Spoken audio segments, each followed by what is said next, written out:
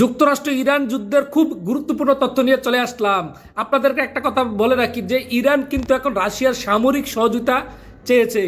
আজকে ইরানের পররাষ্ট্রমন্ত্রী আব্বাস আরাকসি তিনি কিন্তু মানে রাশিয়ার যে প্রেসিডেন্ট তার কাছে যে পুতিনের কাছে কিন্তু সামরিক সহযোগিতা চেয়েছেন, অর্থাৎ তাদের যে দুর্বলতা রয়েছে আকাশ প্রতিরক্ষায় সেগুলো তারা রাশিয়ার কাছ থেকে সহযোগিতা চেয়েছেন।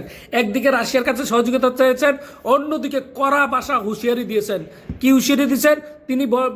ইরান বলছেন যে যদি আমেরিকা আবার যুক্তরাষ্ট্র যদি আবার তাদের দেশে হামলা করে তাহলে এই যে এশিয়ার যে দেশগুলো আছে তাদের যে বন্ধু, এই বন্ধুর দেশগুলোকে ধ্বংস করে দেওয়া হবে। যদি রাশিয়া মানে আমেরিকা তাদের কোনো বিদ্যুৎ কেন্দ্রে, গ্যাস কেন্দ্রে, কোনো ইয়াতে হামলা করে তাহলে তাদের যে মানে মার্কিনীদের যে বন্ধু দেশগুলো আছে মধ্যপ্রাচ্যের তাদের উপর হামলা করবে। ডাইরেক্ট কথা বলে দিয়েছে, যদি একটা করে তাহলে তারা চারটা করবে, একের বদলে 4বার হামলা করবে, এই ঘোষণা দিয়েছেন ইরান। অন্যদিকে এই সমস্যা সমাধানের জন্য ইরানের পক্ষ থেকে পাকিস্তানকে এবার 3টি শর্ত দিয়েছেন।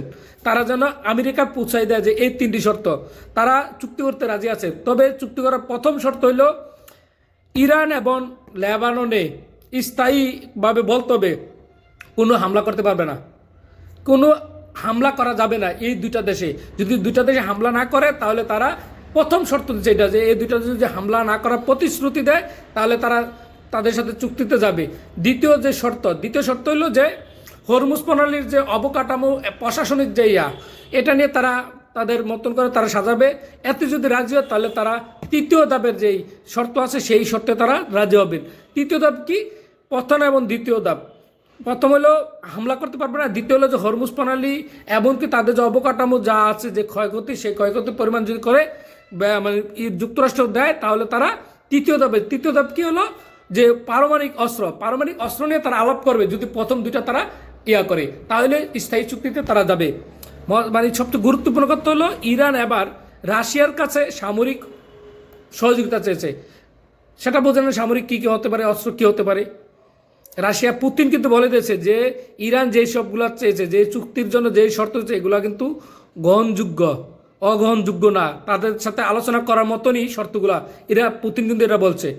তার মানে আরাকসি দেখেন, প্রথমে পাকিস্তান গেল, পাকিস্তান থেকে রাশিয়া গেল, রাশিয়া থেকে আবার পাকিস্তান। এই যে এখন আরাকসি কিন্তু দেশ বিদেশে মানে কয়েকটা দেশ ঘুরতেছে, এর ভিতরে ওমানও গেছে এই হরমুজ প্রণালী। দেখা যাক এখন কি হয়। উত্তেজনা কিন্তু মধ্যপ্রাচ্যে ছড়িয়ে পড়তেছে আবারও। যারা ইরানের আপডেট পেতে চান তারা আমার পেজটাকে ফলো দেন আর ভিডিওগুলো শেয়ার করুন।